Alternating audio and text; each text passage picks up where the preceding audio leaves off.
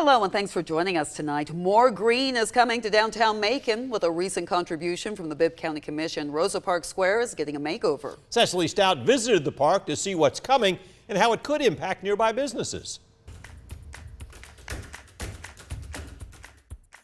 Rosa Park Square has come a long way since it was Cotton Avenue. The Parks Board is working to make downtown's largest green space even greener. It's going to be an even better space for people to gather. Andrea Cooke is the chair of the Friends of Rosa Park Square board.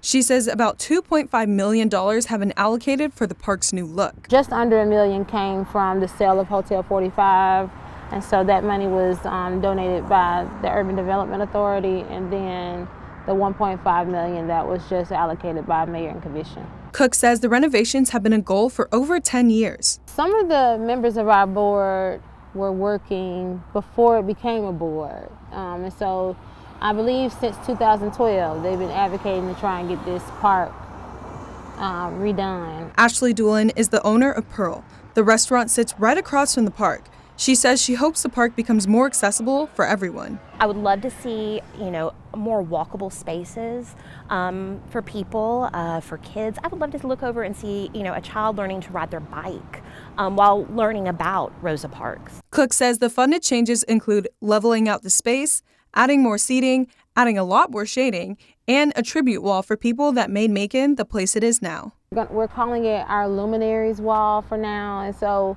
what will happen there is that the people who have contributed to the footprint of what has made Macon will be able to be honored on that wall. Doolin says she supports the changes because of the business it will bring. The more that's downtown, the better off we all do. So it's very exciting. Doolin says she also believes these changes will help bring light to what happens on First Street. There's so much going on First Street. I think it's often forgotten.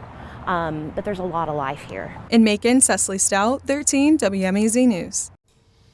Now, the board says there's not a timeline on when they plan to break ground, but they hope it's soon. Cooke says the board eventually wants to add a statue of Rosa Parks in the square.